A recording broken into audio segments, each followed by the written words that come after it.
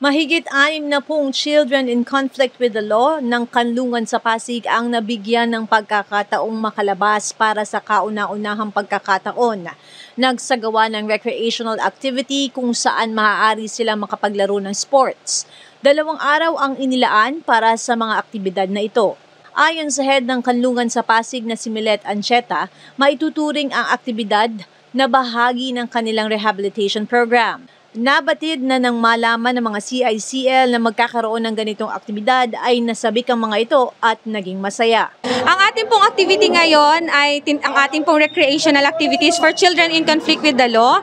No, ito po yung isa sa mga rehabilitation program natin para sa mga residente ng Kanlungan sa Pasig. Ito pong batch na to, ang kauna-unahang batch po ng mga residente ng Kanlungan sa Pasig, specifically the children in conflict with the law na nakalabas po o nagkaroon po ng outdoor activities. Bukas po ang second day nila, magkakaroon po sila ng swimming sa ating pong Rainforest Park.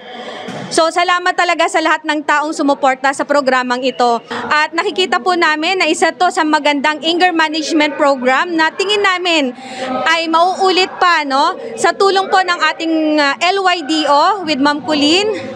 At syempre ang ating pong Office of the City Mayor. At syempre sa lahat po ng mga grupo ng mga kabataan na sana rin makita rin po na kahit po mga residente namin or children in conflict with the law ay minsan pong nagkasala. Syempre kaya po ulit nilang bumangon muli. Yan po ay ayon po sa JJWC. Nagpapasalamat kami unang-una po sa ating pong butihing mayor, ang ating pong LYDO. At syempre ang boss natin sa lahat ng suporta, ang ating pong Bantay Pasig, ayan napakarami po nila na talagang ang seguridad at protection ng ating mga CICL ang priority. At bukas po may darating din po from our Women and Children Protection Desk kay Ma'am Bala. Yun po ang ating pong partner at alam po namin magiging partner pa natin sa masusunod na activities. Maraming salamat. Today po yung first day ng aming recreational sports and arts activity, which is isang activity na para sa mga CICL na pinapose namin last year para mabigyan sila ng pagkakataon na magtanggal ng stress. So kasi part na rin kasi ng rehabilitation nila yung recreational activities.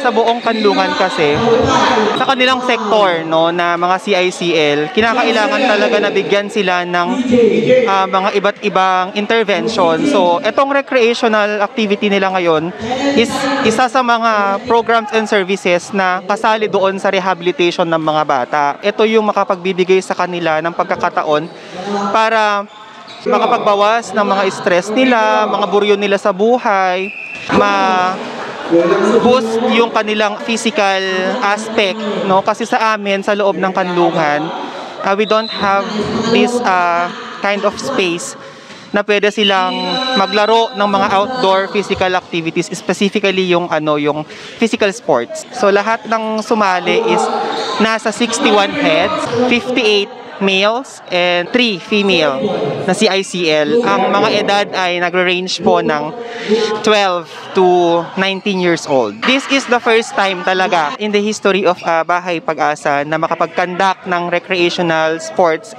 specifically yung outdoor activity nila na lahat sila lumabas. Kitang-kita sa mukha nila kanina yung excitement, yung saya, and they are enjoying talaga yung activities ngayon, yung mga sports na nilalaro nila. Specifically ngayon sa basketball. Itong batang mga to, kahit sabihin natin na nakapag-commit sila ng mga offenses, kailangan pa rin nilang ma-feel kung ano yung normal na buhay sa labas. Kahit sabihin natin na limitado yung galaw nila, nakabantay kami at yung ibang staff natin galing sa Pasig government, kailangan pa rin natin silang suportahan sa kanilang pagre-rehabilitate kasi itong ginagawa nila today, itong binigay naming activity is part talaga ng rehabilitation nila at kailangan kasi at the end of the day, tao pa rin sila, and at the end of the day, after ng rehabilitation nila, lalabas din sila. And hindi pwede na while ang mga batang ito ay nag-i-stay sa amin, ay hindi nila na-exercise yung ganitong klase ng karapatan. Ako si Luan Peñano para sa latest ng iNews Pasig.